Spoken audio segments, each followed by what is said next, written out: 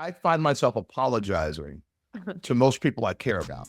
Because I've stopped Sherelle gave me a gift about, I don't know if it was like 6 months ago. She said, stop apologizing to people. Thank them for their patience. That's it. Don't say, like, I have this line I say all the time, nothing starts until I get there. But I don't really mean it. I made it through the rough time. I made it through the tough time. I made it through the bad time. So now I gotta get mine. Gotta weather the storm. Gotta get mine. Gotta weather the storm. I gotta get mine. Gotta weather the storm. Okay. One day we gon' get on.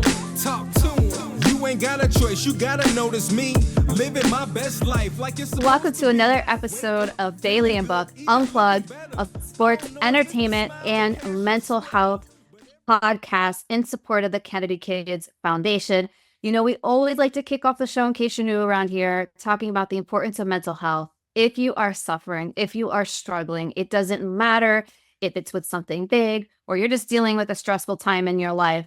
Get help, get support, use that 988 crisis line. If you're really in an emergency, dial 911. We also have a ton of resources for you over at kennedykids.org. Click on that resources tab, and there's all kinds of help available to you. The point is, you're not alone. Speak up, and that's what we're here to do today on this show. So I'm going to take a moment to introduce you to our host. I am Misty and Bailey. I am an author and a mental health and performance coach. And I am joined today by Bailey Brooks Masburn. Now, Bailey, I love her so much. She does so many amazing things, but she is a former NFL cheerleader. She is a celebrity wedding and event planner, and she is also the executive director of the Kennedy Kids Foundation. She really brings the energy to the show. Robert, our co-host, Robert Bailey, he is not with us today, so you get just the girls.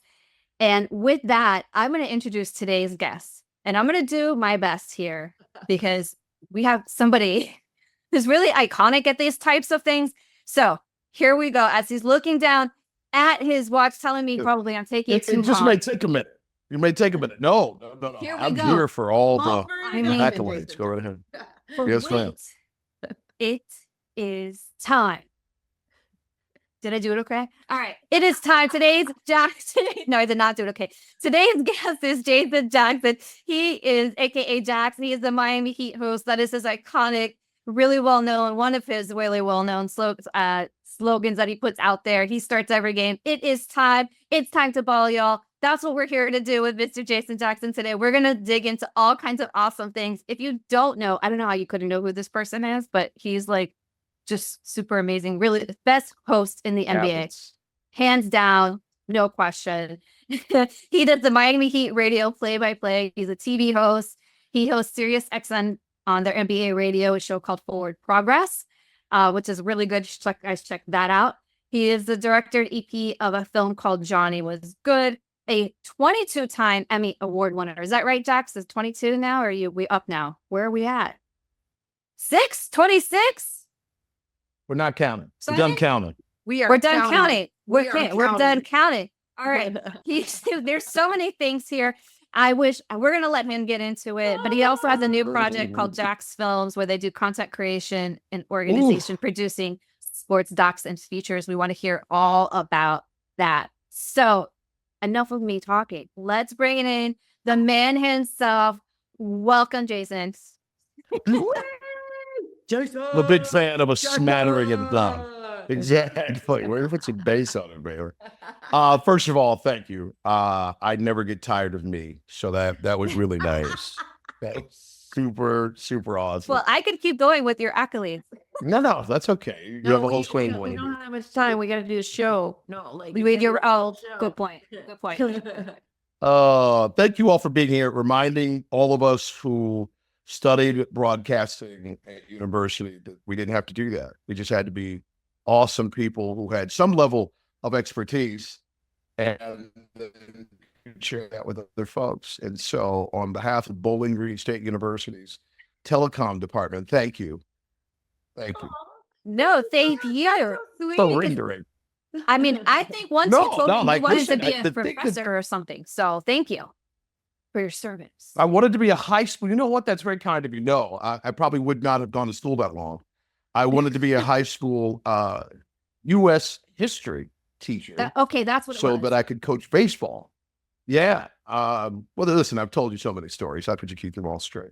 That is a really cool first story about, I don't, it's not adulthood, but it definitely is an adult decision, right? You're trying to decide in high school what you want to be. And I knew, I didn't have that whole, this era of they'll figure it out. It's true. They do figure it out, but it's a shitty way to go about it. Like it really is. But I had the easiest path through college because I walked into university already having changed my mind about profession because of this little tale. I don't know if you all are familiar. You guys are younger than me. So the Myers-Briggs assessment, right? Yes. Misty, I'm sure you've run into it, right? From profession. Me But- over here clueless. Yeah, so in the Oh. 80s, this was, and I think it still exists, but in the 80s it does. was a big deal because it identified your personality traits and then aligned it with the profession. So it's like, listen, let's not just pick something because everybody was an accountant, or let's not just pick something random out of a box. Let's see what the things within you will best apply in a workplace. Great idea. Boom, teacher, right at the top of the list. And it was already what I wanted to do. Let me just put it this way. I didn't really want to teach. I wanted to coach baseball. And I understood the best way to do that at the high school level was to be among, I didn't love the idea of coaches who came in at 3:30, 4 o'clock from outside of school. Yeah. And I felt like for the best, and no, not to anybody that does it, this is my personal approach and my feeling at 16, right? So of course I knew everything. So it's like, I still all think. right, yeah, I'm gonna go to college and I'm gonna study to be a teacher, just like you all did. And I'm gonna coach high school baseball. My father, before I even got all out of baseball out, my father laid down this phrase, may he rest in peace, that will resonate with me until my last breath. I will not subsidize the education of another educator. Pick something else. Oh. It wasn't to demean teachers by any stretch of the imagination. Yeah. His aunt was a professor at the university both my parents went to. My mother and her sister, all teachers. My father, for the first 2 years of his career, was an English teacher. But what happened is, my father likes nice shit. My father then had 2 sons. And my father was like, you have been given a palate, a taste, a style that requires more money than what teachers provide. I think it was a little short-sighted in that I think I would have thrived in that space. But I do love that I have my mother's work calendar, but so much more money. That's not a bad thing. No. And then so you literally changed your major? Like you didn't go to school? No, I'm still in high school. Check this out. Second thing on the list, broadcasting. Shut up. Literally the second thing. So there was like these, it was not an acronym, but in three or four initials to describe your personality and extrovert, whatever. That was E, and there was like an N and an O and just a bunch of letters to tell you about yourself. And so the next thing was broadcaster. I was really fortunate. It's 1988 at the time, and we had a instructional television program in my high school. And so it worked out. It worked out. I mean, literally, I went down, introduced myself to Stan Everett, who was in charge of the program. And he, just a delightful man, like Mormon, 14,000 kids, on top of working at this high school and teaching us television. Like you got 400 kids at school and at home. It was a remarkable dynamic. And I really just fell into, quite honestly, I didn't get into the camera operating and the directing. I got into the performing part. And and I haven't stopped since. That's amazing. So if I remember correctly, you and your wife have known each other since that time, right? You and Sherelle, were you together? She around has that had the time? blessing of me in her life since 1985. I moved. Oh no, Bailey, The close your full mouth. blessing. It's her blessing. The full blessing. Yeah, no, I moved. So I was born in Central Ohio, moved to Northeast Ohio, Right. and then at 13, moved to Cincinnati, Ohio. This is the most ridiculous story ever. Our grandmothers grew up together. Right. They went to Tuskegee Vet Institute at the same time, but my grandmother was a little older. Raised their children, all daughters, by the way. 5 Oh, wow. collected, 3 for my mom and her sisters, and 2 on Sherelle's parents' side. All 4 of our parents went to Central State University together. They were married on the same day, August 15th, 1970, in Cincinnati, Ohio. The crazy thing is, my grandfather was an insane organist, pianist, choir director, arranger, and Sherelle's grandfather was the black florist of note in what we call the Valley in Cincinnati. And so the joke I tell all the time is they had shitty music and we had shitty flowers because they were busy that day with their daughters at their respective weddings. And so Sherelle's parents left Wilberforce, Ohio, which is close to Dayton, Ohio, and planted in Cincinnati and stayed there. We went to my father's hometown. When I say we, I wasn't born yet. I was that twinkle. But 2 years later, I was born in Delaware, Ohio. And then we moved to Cleveland and then moved to Cincinnati. And I met Sherelle the summer of 1985. It took 2 years to acquire the appropriate taste for me, apparently. So this is why I'm asking, because I remember her saying, in terms of you going into broadcasting, that you were kind of like that. You've always had the same personality. So like it seems No, like I've it was been this just more way, than- like this, yeah. it's Yeah, more no, than I've just a been this way test since I was a kid. result. I mean, you are this person. Yeah, that had to be agonizing, I'm imagining, until I started paying all the bills. So I'm glad that She has a very impressive career. I Thank you. This line. I did not like this line. Oh, no. I didn't say she didn't have a great career. I No, just no. don't require her to do a whole lot on the financial side, except for ridiculous things for our sons. You know, she has to deal with those types of things. And what else does she have? The car note, because she has to have a new car all the time. I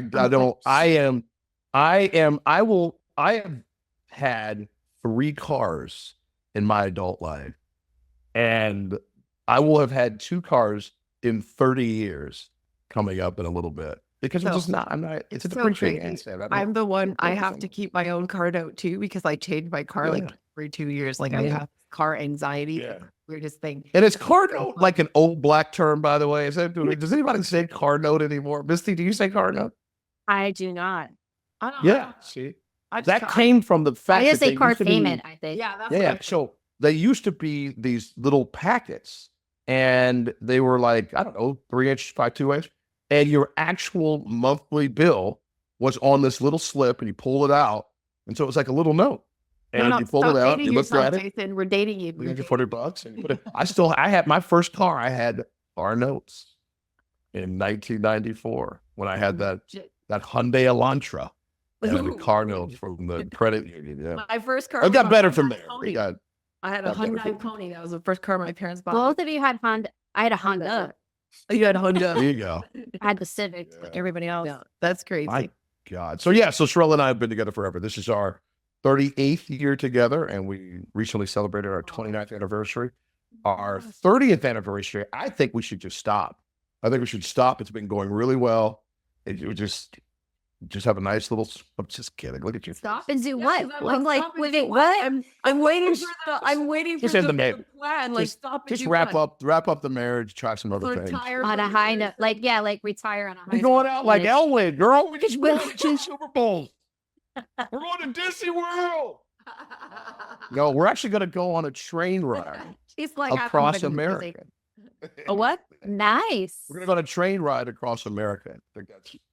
I think that's been agreed upon. Oh what?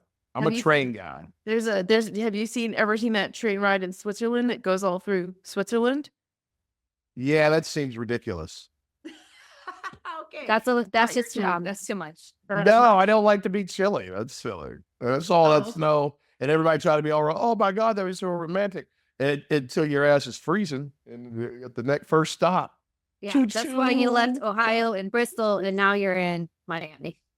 Oh my Cutting the fucking winters in Ohio do it. Yeah. I want to swing us back to though the fact that this was like your second like suggestion for where Yes, you land for- professionally for your career, and you end up with 24, 25, 26 Emmys, whatever the number is at this point. And it sounds like it's unending. So we talk a lot to like different athletes and whatnot about like the pressures and the stress and the mental health impacts, but like we've never had a reporter on our show just yet to like you guys are, I feel, because I actually went to college for journalism and broadcasting and I quit because I realized how much work actually went into it. I honestly thought that no, this is true. And I honestly thought that broadcasters and like reporters just read the teleprompter. I just wanted to be the person on TV that was like, "Hi, good morning today, and welcome to this episode." Like that. I didn't realize you had to do the work and research the story and write it yourself. And so then I was like, quit. I don't want to do this. So, but you guys like speak in the moment. You have to speak off cuff and you have to say the right thing every single time. Otherwise, now in this cancel culture that we're in, it's like a problem later on that you have to clean up, which is a shit show in itself. But like, how do you deal with that stress? And like making sure, like, how does that just flow out there? And then you're like, okay, once it's out there, you got one shot. Well, I think you got to know, number one, that you want to do that. That's the thing I think that really sifts out in university, that you get to make both life and career mistakes in a low impact environment. When I'm at Bowling Green State University doing radio news or a talk show, and I focused on radio in college because my internships were television in the summer. And so I knew listen, again, this is super unique and I realize it. Knowing what you want is the superpower in college. Like, if you know exactly where you want to go and how you want to get there, and there aren't a whole bunch of bumps in the road, then you're on a rocket ship. I used to fly the space shuttle because that worked up all the time, but now that we land rockets on the ground, I guess that's we got to go back to rocket ship. But Bailey, I got to answer it this way. I knew I was a performer before I knew I was a broadcaster. And so I was in plays in high school. I was a musician from elementary school through college. I was a student government, freakazoid robot from elementary school, middle school, high school, college. And so being in front of people, there was something about that I think I came to grips with, that I loved it. And I wasn't apologetic about it. I didn't shy away from it. The only thing that I didn't like, this is a hilarious thing. I remember the first time I recorded my voice on tape I think it was the second year of my college television internship. And I didn't like the way my voice sounded. And I will never forget Brett Haber, who could be challenging as a mentor / boss, but I needed some of that, said, if you don't like how you sound, how in the hell is anybody else going to like it? Which quite honestly just has no parallel or correlation whatsoever. But it is a wonderful little cattle prod to say, if you're going to do this, do it. And if you're not, then figure out something else, because there are more jobs off the air than on the air. But if you have that thing, and that thing for me is, you put a microphone and tell me it's on, or there's a red light on a camera that's on, I get excited. And because people ask, you get nervous. I was nervous in my very first live report at WSVN right here in Miami. It was my first job on television out of Bowling Green in 1997. And I didn't realize that I would be nervous, and that I was. And the term is called a stand-up, literally because you're standing up and reporting into a camera. On a live shot. Well, yeah, it was a live shot on top of it, so I wasn't taping it. And I'll never forget it. The Marlins had the greatest comeback in franchise history that previous night, and I could not stand up. I literally, like, my knees were giving out. I was so nervous. And we're in commercial break beforehand. And then this is when I knew that I still had the capacity to perform regardless of what was going on with me. I decided to sit down in the stands and then reworked my toss to the feature so that I didn't have to stand up. I said, Oh, wow. the people who were sitting in these seats last night Yeah. were the audience for the greatest comeback in the history of the then Florida Marlins. Oh my Roll God, tape. that's so It smart. was gone. Oh my God. It was survival. You know, I don't know how. I really do not know, quite honestly. And I kid about this sometimes about not being bright. I am more clever than I am smart. And so I think that happens in those moments that you rather than having 1600 on my ACT, I rather have a moment where I understand fully how this has to transition because this has to get done. No, And no, that's so impressive because literally you're also adding an element that most reporters wouldn't add. Most reporters would just stand there, lock their knees, and then start the report and look shaky and look whatever. And you literally took the moments, which I have to assume were very short to make a decision in that manner because you're about to go on the live shot, knowing how you're feeling, and you're like, let's try this. And you wing it. But your self-confidence is actually something I'm realizing that I didn't notice about you before. And I've known you for years, you know? So I'm like, for me, I'm like, I'm really witnessing, like hearing your thought process and how you like attack. And I think that's impressive. Now I'm staggered that the confidence never radiates out. That's usually what turns people off initially. I think when they first meet me, it's like, I'm super comfortable and I do not filter in real life because I'm forced to do it due to federal regulations and people's airwaves. My very last class was communication law and ethics at Bowling Green State University. Literally my last class before graduation. We took the exam on Friday and graduation was Saturday. Oh, wow. And you had to get a B on the exam to pass the class. Oh, wow. Wow. So you get away with like a C or D in the class, but you had to get a B on the exam because of the rules and regulations and what Bowling Green decided they were going to send into the world to represent, you know, our learnedness in this fashion. So yeah, I'm a little more reserved on the air, even though I have a ball on the air. But in person, I think I tend to need to work on people a little bit because I don't think they feel like it's authentic. And unless you're equally gregarious, I think people first meet me and go, that's some horseshit right there. Look at this clown. And then after a while, they realize, you know, okay, he's always like that. He clearly naps in the middle of the day to make that energy. And I do. So it's actually correct. No, it's I recognize it. And I have the same issues. People feel like I'm super abrasive, I'm super bossy, and I'm super unfiltered. And after a while, they get used to it. And then they realize, oh, no, that's the person you really want to deal with is the person who actually is confident, who actually is telling it like it is and isn't afraid, isn't putting stuff for people on. I just don't want to have to play two roles. It would be very difficult for me to be filtered on the air. That's why this podcast has like what's our rating right now, Misty? So we're literally, you have to swear, you have to say whatever. This works for me. But if you put me in front of like a TV camera, I might say the wrong words and the FCC might send me a bill. Like that's like, that's just what it is, you know? So you have to take people as who they are. And then your tribe is your vibe. So I love that vibe about you. I've always loved that about you. So I think that's so great that you have the ability to control and manage that.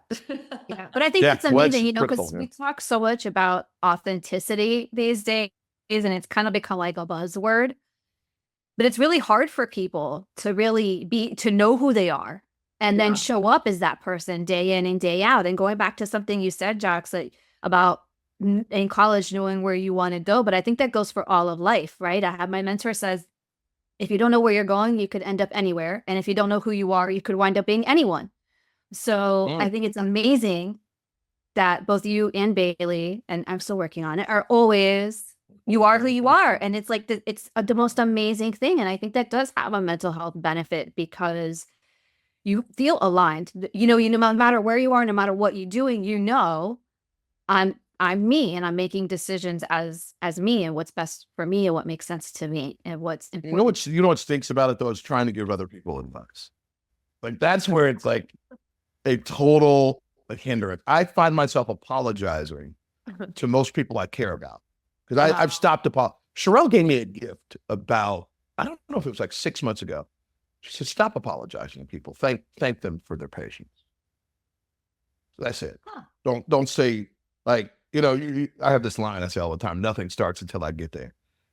But I don't really mean it. I don't really mean it. But it's like, this is why I enjoy life at a leisurely pace. And everything in my career is time. Time. Golf, time.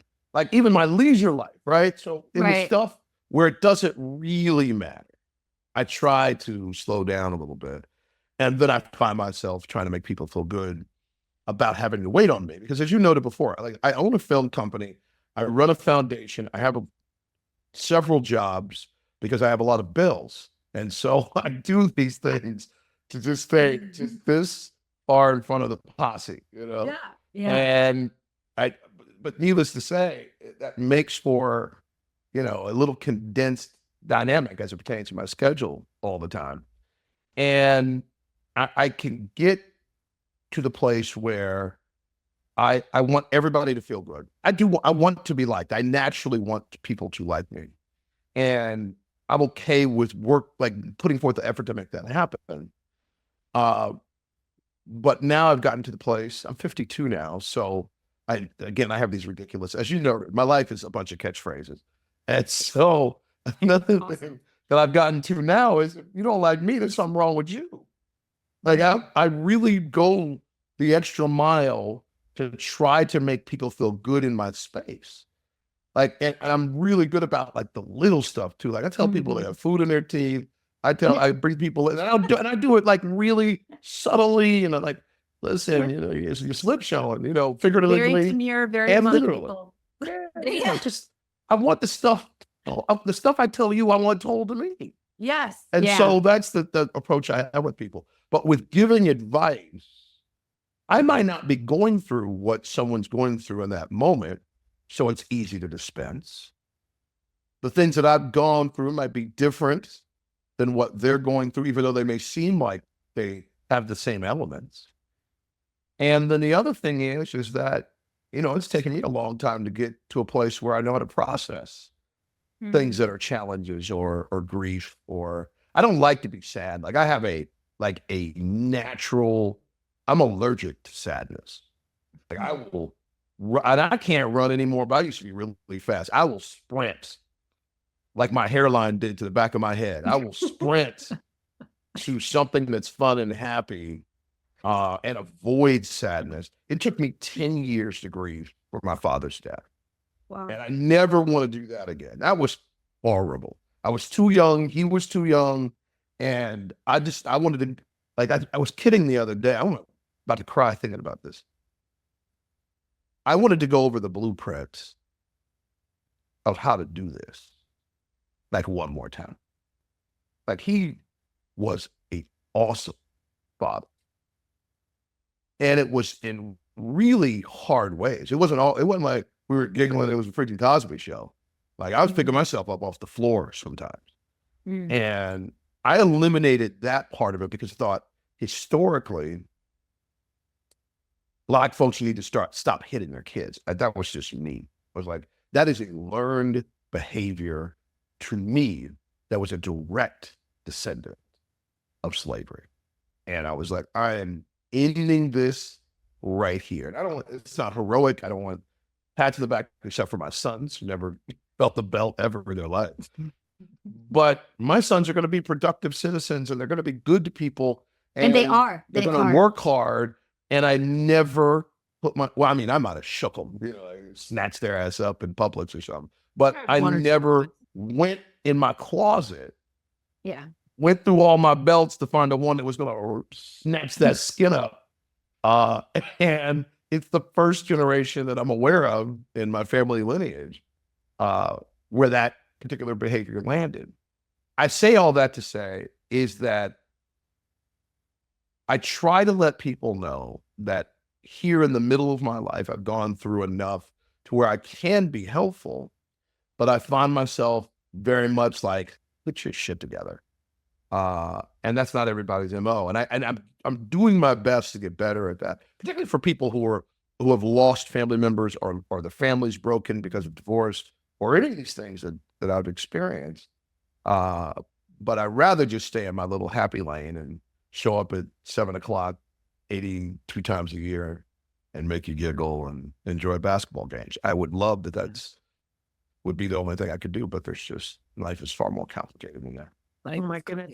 That is the first time in my life, and it almost had me in tears just now. You almost got me, Jason. Almost. That I've ever heard the historical of, island people, Black people, African American people, call us what you want, but like the beating, like I took an ass whooping till I was 18. Like the last ass whooping I got, I was actually 17 years old, and my mom threw, you remember those baby tubs that you like clean, you Oh shit, yeah. She threw Please tell me it was the plastic one. Yes, the plastic one, but Oh, it was thank full of water, and I was on Ooh. the way down the stairs into the basement. I grew up in Canada. We had basements over there, and I was on the way down the stairs into the basement. Like I had just pivoted and turned from an argument with her, and she took the tub and threw it on me down the stairs. So the whole tub landed on me with water, but my whole life. Can I do something super Black and insensitive?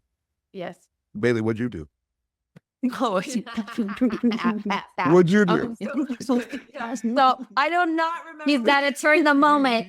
He's got to do it. I don't remember the argument about, but I actually Oh. lived thinking that it was great how my parents raised me, how my mom raised me and whooped my ass my whole life, because I turned out, like, I personally think, super incredible, and my life is like phenomenal. And she stopped beating my sisters when she stopped beating me. And so they didn't get it as long. And there's a lot of turmoil and shit that I won't bring into this conversation for them. And then I'm like, well, maybe that's what saved me. However, now I'm on to 5 kids. I've hit none of them. Like I maybe spanked them on their bottom like a quick pop, but I've never gotten a belt, thrown a shoe, thrown what's in my hand, or like beat the shit out of them till they had welts and had to go to school with bruising. Like I remember putting on 2 pairs of pants knowing I was getting an ass whooping when I got home from school, and I would double layer my clothes just to try to save the impact. But not once in my life until today did I ever attribute it from the like coming down from slavery, like from that. And it just totally makes so much sense right now. Like, I don't know if I just went through therapy just now, but I just feel like this massive weight just lifted because it just explained everything. I don't know, man. I don't need a drink. Yeah. Yeah. That's crazy. No, I think what happens when you rationalize that type of punishment. I did my whole life, but 48 years old. It is that you just go, well, that's what I got, so that's what you're getting. Yeah. Rather than going, what was that necessary? What was and listen, we weren't bad kids, right? Like we weren't juvenile delinquents. Us right? either. Yeah. But we did stupid shit Yeah. that deserved some punishment. I just thought it could have been more subtle. Yeah. Like, it did not regret, because what happens is you find out time and stuff gets attentions more. There was a certain point in my early teens, and I think I was a little bit younger when those things stopped. But when the punishments started, like when we had phones, my father worked for the phone company, so we had phones in all the rooms. So we would have these dramatic moments where my father would come and snatch the phone out the wall.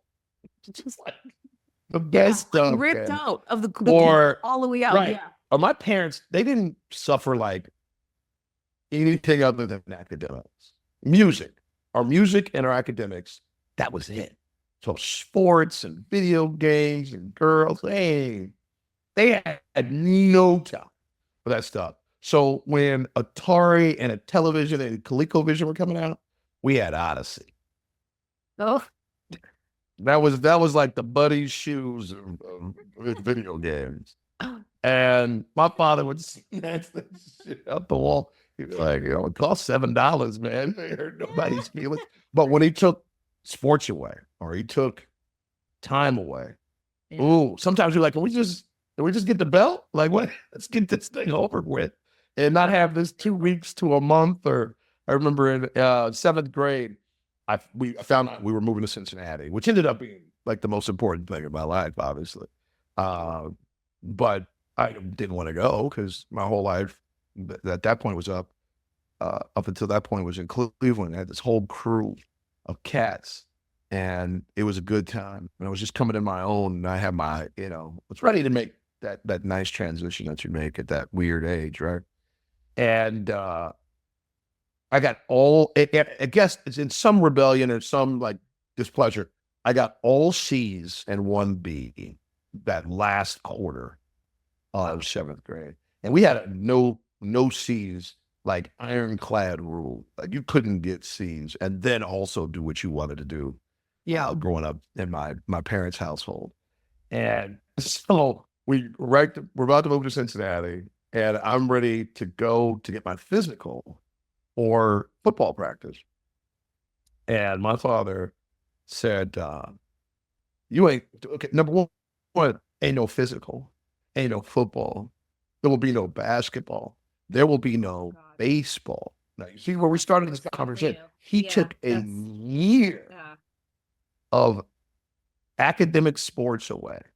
Wow. Because of me trying to show my ass academically for one quarter. But why can't I recover in one quarter? But he sent a message that established a academic reality that lasted, really through my college years. I was fortunate enough to get an academic scholarship to Bowling Green because of the way this man, presented it and laid it down. I don't know why we're talking. I feel like we're having daddy therapy now. So well, I mean, we are a health show, so I will have to ask you how then, because kids now are so traumatized by stuff like this, that having a whole year of academic or something that they love taken away from them is putting them into a situation where they feel like, oh, I want to take my life, or, oh, I'm depressed, or, oh, I'm this, or, oh, I have anxiety. Like they're self-diagnosing themselves on social media. How did you then pull through the 12 months of being punished for the one quarter? Yeah. Obviously, you didn't think this was fair. And but the mental toughness, like where did that go for our kids now? Like, how did you deal with that? Oh, you're gonna get me in trouble now. I'm sorry, but welcome to the show. So let me put it this way. I'm not going to get in trouble, but I'll say this differently. I raised my son as though it were the 70s. So we made everything really clear that the reason you're in this position isn't because of my reaction. Yeah. And therefore your discipline. It's your action. Your choice. So if you really process this, your action will get you out of it. So all we ever did was put right in front of them their own capacity to be an active participant in their own rescue. So if you give, I think, this, right? Both of you know this. Good players want to be coached. Oh, yeah. Really good players. The best I'd ever seen. Mashburn, LeBron, Jimmy Butler right now, all want the very best from the people who are in line to prepare them for competition. I think most children are that way. I think most children innately want to be parented. Listen, I look at children as old houses. You have no idea what's in the walls. You don't know. The wiring is something you don't know. There's a BMA ferry somewhere that takes all these people and all the best. Yeah. Yeah. I don't think I made my sons all that differently, if you know what I'm saying. Yeah. Yeah. But they are super different. And I had to come up with two different ways to deal with them. And so I think my approach comes from the very fun video of the lady who breaks down the essence of being a 70s baby, about being outside all day until your blood sugar is low. And then you come and get something to eat. And then you leave the house again. That when you hear the hum of a street light, you best get your ass to the front step. Yeah. And mine was, my brother's name is Jeff Urry. not Jeffrey. He's E-R-Y. So we had 5 syllables to get to the house. Jason and Jeffrey. So it was 6 syllables because she put and in the middle. By the time she got to E, she better see some smoke while we're making our way in, or my father was coming next. Like ain't nobody say anything twice, right? Drinking out of a water hose, cold or hot. There were elements to that era that were both first and last. And I think we've gotten away from empowering young people to solve their own problems as best they got themselves into the problem. They don't know anything while they think they know everything. So you got to kind of guide those types of things. But thank God, like I've reached this wonderful place. I'm realizing all of my answers are like 10 minutes. But I reached this wonderful place where I no longer involve myself with daily decision-making with my sons. And I've told them that. Now, their mother might enjoy, play-by-play breakdown of what's going on in their lives. And it's not that I don't. I just know that it's time for them to be fully capable and confident that they're making the right decisions, or knowing they're making the bad decision and dealing with the ramifications of that, as long as it's lawful. And that I'm here. I'm here 24 hours. I'm not making light of it at all, by the way, Misty, but I'm kind of going to. They have my 800 number, 786, so on and so forth, for lifestyle consulting. That's what I'm here for. No, You need I think just that's totally accurate. if you need to re-identify the tools you already have in your box. Yeah. If you need to bounce something off me because you haven't experienced it yet. Yeah. Or if you just want to revisit something that you already know. If I don't see it or hear it, which I'm not because I don't live here anymore, then that's the only way we're going to be able to address those things, which is different than when they were, 5, 10, 15. I did recently tell my oldest, though, something. I heard him talking to someone who I believe was important to him. And he sounded like me at his age. And I said to him, my man, take it from me, take it down 1,000. People have a really hard time with the message when the decibel levels are up. And I didn't know that as a young man. I'm like, what does it matter how I say it? Just listen to the words. And people have a hard time with forceful loudness when you're trying to get a message across. And also, Justin is a wonderful listener. And I said, man, use that skill to also get to where you want things to be. And it was a really sweet moment because he really appreciated it. And I don't do that anymore with him because I feel like that time is parents. Yeah, but your sons, I've only met them a couple times. I have to tell you, they're so poised and they are so kind and they are so well spoken.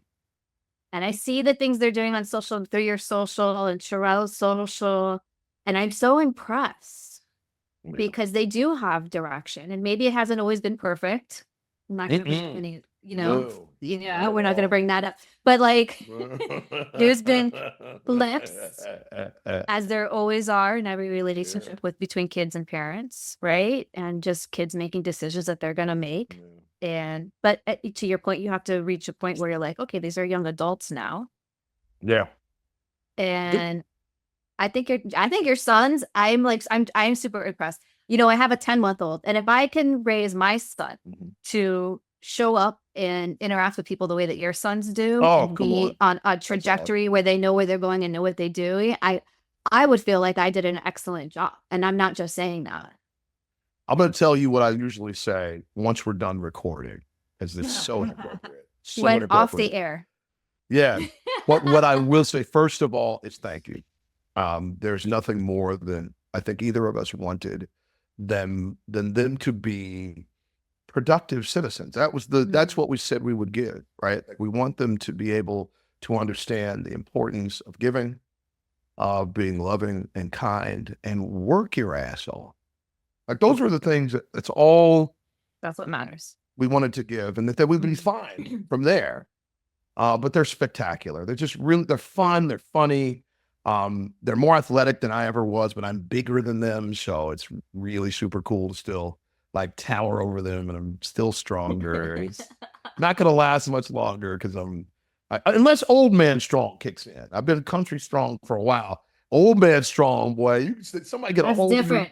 Oh my God. You're like, hey, old head, get off my arm. So I hope that kicks in. But I love spending time with them in a way that is so different than the obligation vibe you feel. And again, both my sons, their dreams came true because they were college athletes. And then I think anybody gets beyond a college athlete, that's out of this world.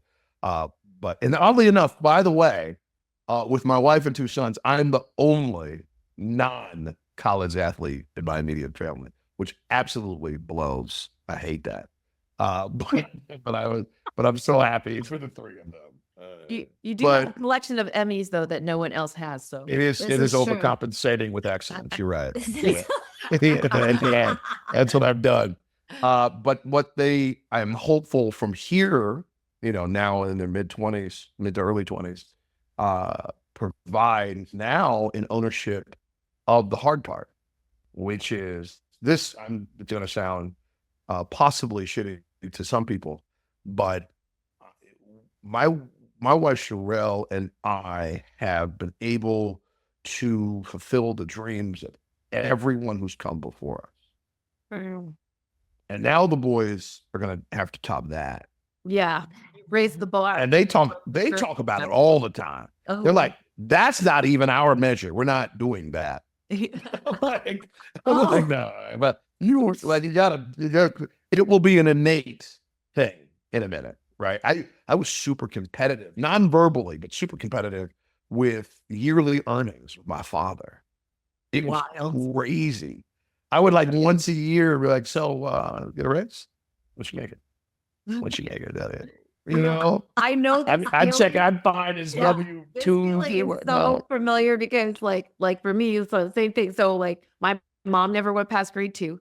My dad never went past grade 10. He actually did grade 10 twice, and then he failed it both times, so he quit. And then I had a stepdad who raised me since I was 6, who never went past grade 7. So me accomplishing high school was like, wow, right? So, but then come like fast forward into my 30s, and I owned a mortgage company, and this is right before 2008, by the way, but I was milling the game, and I was calling my dad, telling my dad how much money I just made that year, and my dad could not believe it because he was like, my dad used to drive like a cement truck, and his goal was to become the #1 driver at Lafarge in Canada, which he did accomplish like 2 years before he passed away, God rest his soul. But he literally worked 38 years or 40 years, I believe it was, in the same job from 5 a.m. to 9 p.m. Monday through Saturday. And when he heard how much money I made at 30, he was like, that's more money than I've made the entire career. And I was like, well, you should see what we're projecting for next year.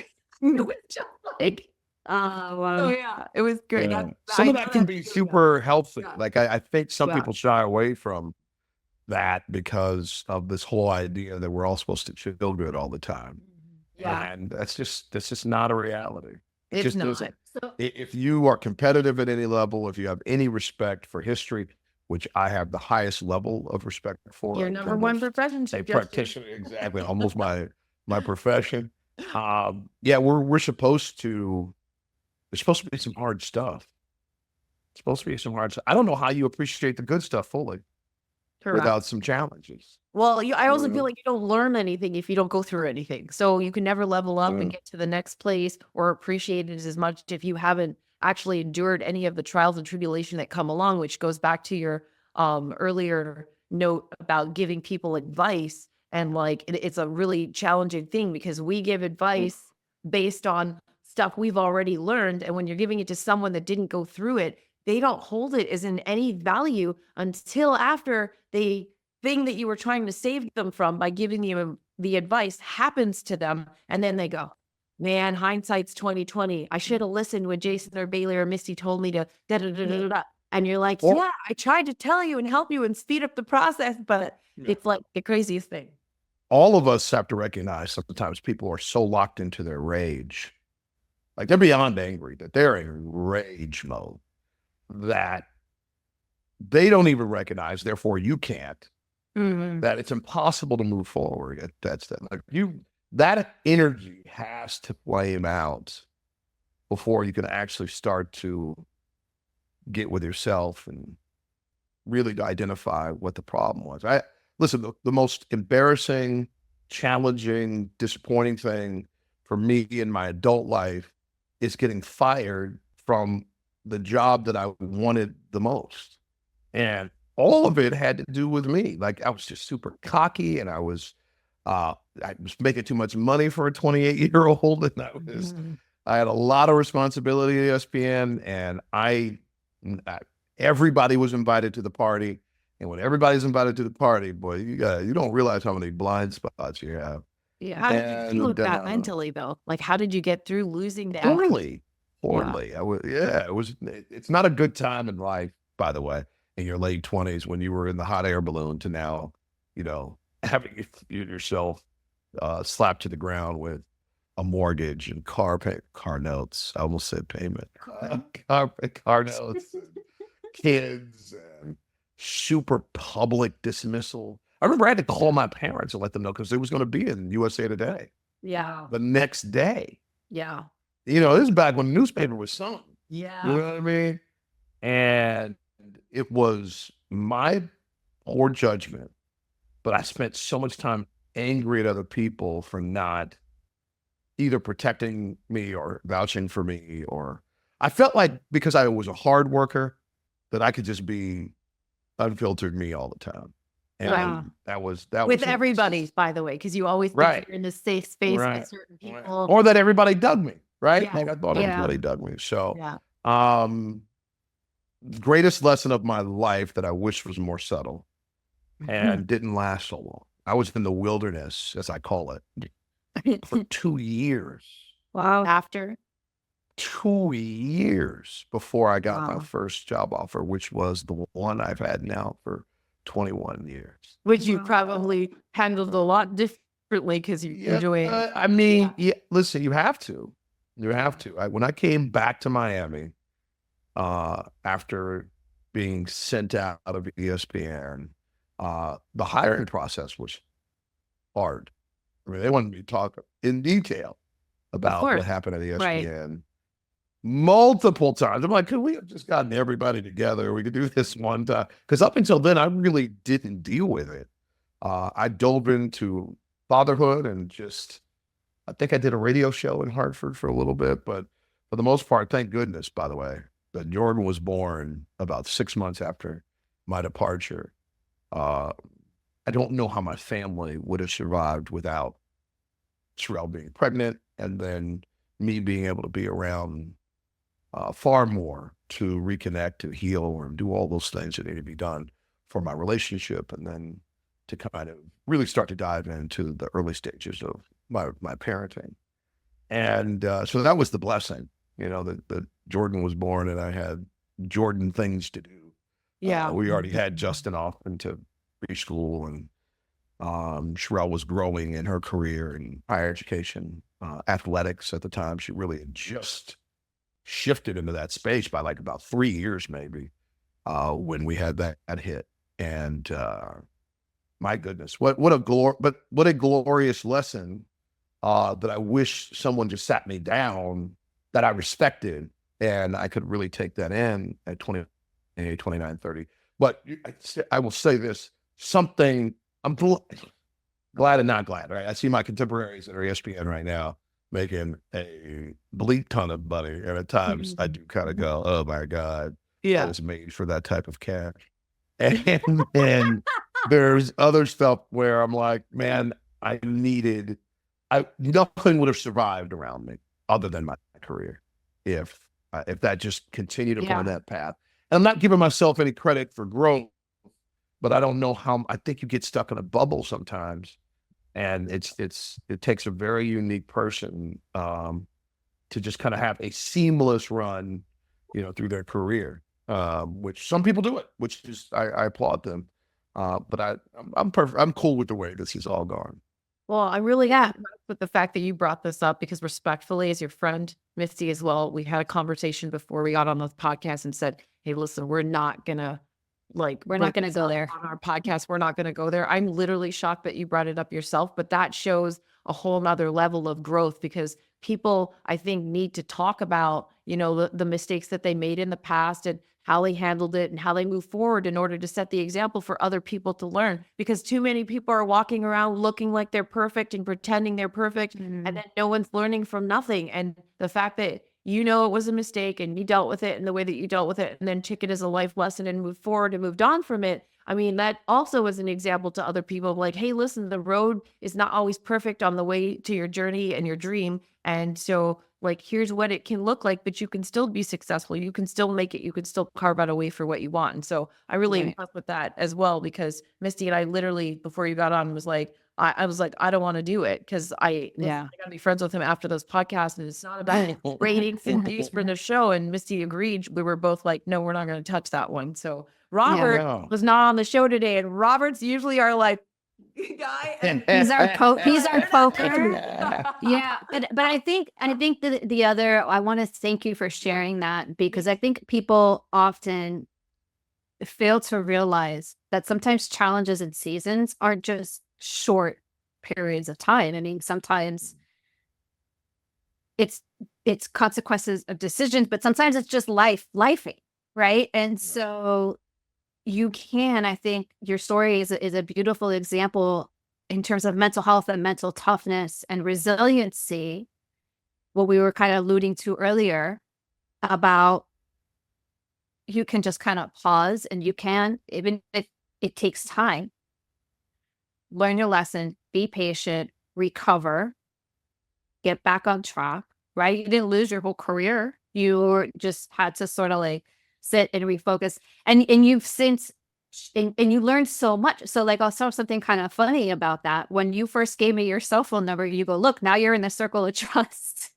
Oh my God. I announced that. Yeah, didn't I? Yeah. I'm You like, told listen, me. now that You you were like, got listen, it.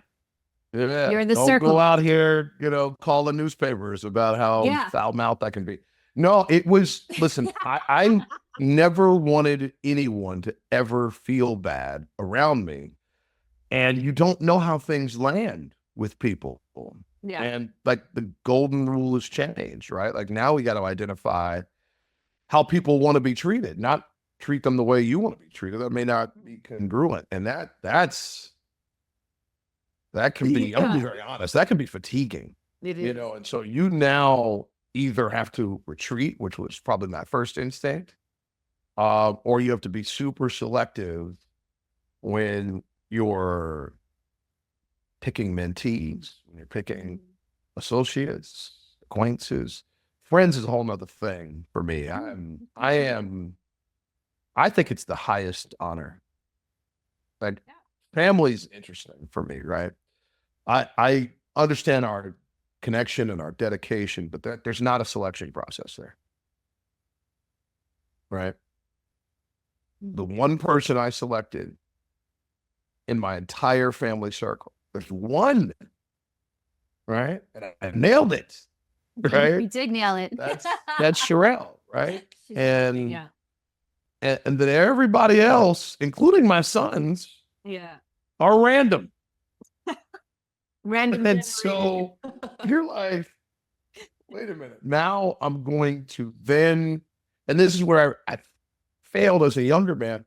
It's like, wait a minute. Now I'm just going to let anybody in and I used to call it the party. I don't call it that anymore, but I'm going to let anybody into the party then. Yeah, and I did. Everybody to like you. Like I'm very honest about that. And I had such a blind side for that as a younger man. And now I'm still pretty much along the lines of, I'm going to let you be awesome until you're not. But when you aren't, well, we're done. 100%. And there's no go back seats for me. I'm like of the motto, like once people show you who they are, believe them. And then decide how you want to move forward from that. Like if they show you who you are and you can still like deal with that and it's acceptable to you, then great. But if it goes against your core values and who you are as a person, then no. And one of the things I learned from Mashburn, like on our first date, which was a blind date, he literally said, I have a set of core values. They're non-negotiable. I'm private. This is how things are going to go. This is who I am. This is who I'm going to be. This is who I've always been. And he is not at all deviated from that. So he is very selective about who he sits down with and when. He would rather be home alone with me or our kids. And then he's very selective about which events he attends. And I never even looked at what event I attended and what I was aligning myself with. I just wanted to go to the event. I love events. I love galas. I like getting and stuff. But I never before thought about like the rooms I was putting myself in and the situations and looked at it from that perspective. So for me, that was like a growth thing in my 40s that I had to like really evaluate and look at and learn and consider. But one of my true things that I've always, and we have a mutual friend, or we had one, Jason, that I just can't anymore, because once they showed me who they were, I was like, no, we're good. You put it in writing, you send it to me like that, and that's the way I accepted it, and that's it. So I could totally get that, and I mess with that 100%. Now, let me say this, because you all said something earlier that I love, is that you guys just roll the show as the show. Yeah. And that you do not edit, and that's awesome. I made a decision when I sat down that I did not need my charger for my laptop. Well, we And can. I have We can. I have put up. 6%. We don't have to, No, but I'm just letting you know. actually I at have our 1 6%. hour, our Yeah. moderator 1 minute ago let us know you're tracking the pace. Yeah. For you're We could- you're we- 6%. We'll probably get to 2%. You'll make it. Yeah. There you go. Yeah, I'm good. So I'm good. let's do this. So we always, so Robert usually asks this question. He likes to ask people their Sure. top 5 favorite rappers. I kind of want to put a spin on that if you're open to it. I happen to Please know do. that you love karaoke. What are your Yes, top ma'am. 5 karaoke? I'm glad you asked, because I do a set. I don't just Oh. have a go-to Just song. not just So like, oh, I will help what's the you set? with the set. I wanna hear- It could be different. It could be different. You know, like when I go to Sweet Caroline's and Brickell, those, I call that, I'm around the babies. And so I have to either go like like super big stuff or current stuff. But I'm going to do it grown folks, grown and sexy for you real quick. Ooh, we like We're going to start off with First, Last, Everything, Barry White. Right? And then I'm going to take it a little nasty, because I have to. It's my prerogative, Bobby Brown. They say I'm crazy. And then I'll go to my roots. We're gonna do a little jazz. We'll probably go We Are in Love with Harry Connick Jr. I have 2 more left. 2 more. I'll do 2 songs I can't do because they're not in my key, but I want to do it. One is Gorilla by Bruno Mars. You want to talk about nasty? That's a nasty song right there. I love that song. And then if I could do it again out of my key, it would probably be either Cry Me a River or Sexy Back. But I tend to just to wrap it up. Just to wrap Wait, it up. what no, happens to and by the Tennessee way, whiskey? Again, you said top 5. So I did can say go top on 5. and I on. did say top 5. I can go on and on all night. Right. Like I ain't never got to give up the mic. Yeah, I once went to one of those karaoke joints where it's just you in the room, and I passed out. I went until I had no oxygen left in my The body. battery died. Well, Which we please- don't want your battery to die. Yeah. So go ahead, Please invite Bailey. us. Close this. Yeah. Please We wanna invite us go. to the next karaoke night. Karaoke is my jam. I am, and silently in my head, I'm an amazing singer. In my shower, I sound excellent. You know, Killing Me Softly is my go-to. But after that, it starts to go downhill really quick. But I've had a blast. No doubt. We have definitely had a blast on the show with you today, Jason. Thank you so much. Pleasure's for being mine. a guest. Yes, ma'am. And real quickly, how can people reach you or your foundation or Jack's Films? Like anything you want to leave us with real quick? You can literally Google those things, and when you Google them, skip that one paragraph about ESPN. Done. Deal. At the Jack Show on Twitter, at He Host on Instagram, at Jack's Foundation on Instagram, at Jack's Films with a bunch of numbers on Twitter, Instagram, Facebook. Well, you got the information here, folks. So skip that one paragraph. And if you or a teen you know is struggling with mental health issues, please visit kennedykids.org or direct them to dial 988. If it is an emergency, of course, always please dial 911. Thank you again for tuning in today and listening to our show. You were here with the Bailey and Buck Unplugged show. Thank you, Jason Jackson. We really Thank you. Thanks, Stats. You were awesome. Pleasure's mine. I don't know if it's the smile, the cash, or the sweater, but everything is lovely when the sun is out. We trying to have a good time is what I'm talking about. Cookouts, barbecues, and the fish fries. Blue lights.